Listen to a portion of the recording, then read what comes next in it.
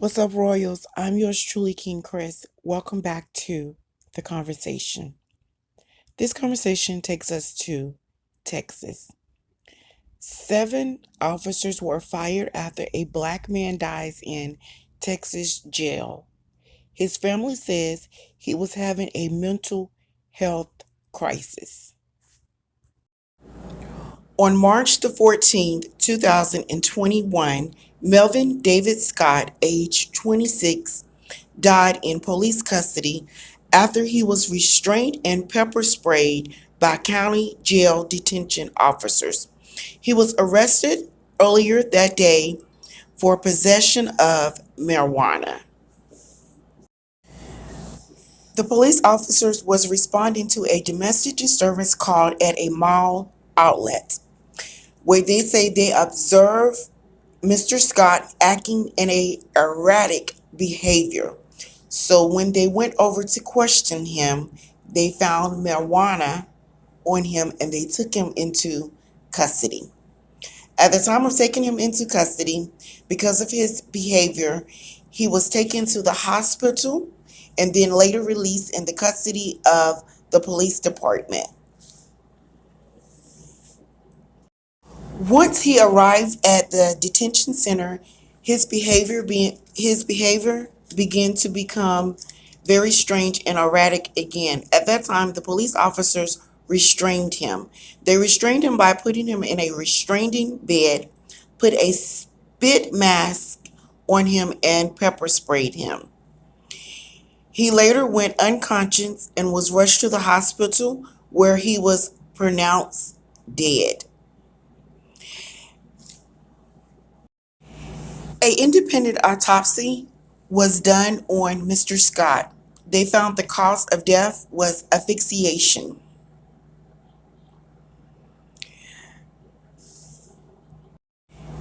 His family made a statement and said that he may have been suffering from a mental health crisis. He suffers with schizophrenia, which he was not taking his medication at the time of the incident. And his family also goes on to say that instead of them taking him to the county jail, they should have took him to a mental health crisis facility as they did before in previous arrests. After a month-long investigation, the officers were fired from their jobs, 7 officers. The eighth officer resigned from his position. The sheriff goes on to say that everyone deserves fair treatment when they are arrested and that the officers violated policies and procedures. Once again, another one of our black males have been killed by the National KKK Lynching Association of Black and Brown Skinned People, or the people, your local law enforcement officers. So let's get into this conversation. So when they arrived there at the scene, clearly they were not there for Mr. Scott. They were there for a domestic disturbance. They saw him acting in a psychotic behavior or strange behavior. So they go over and talk to him. He has a little bit of marijuana on him and they arrest him as they do for black people, right? They arrest us right away. They take him into custody, and I'm pretty sure they knew his history.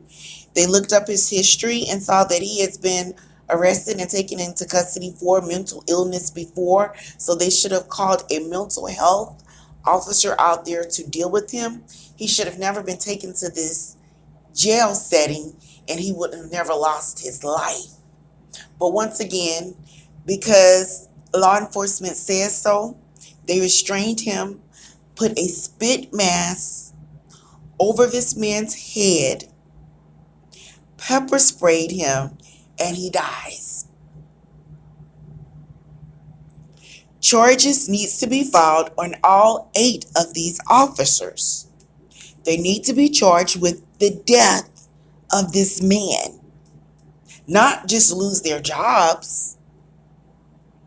And I'm pretty sure for that month-long investigation that they were put on leave as they do, and they were receiving the taxpayers' dollars.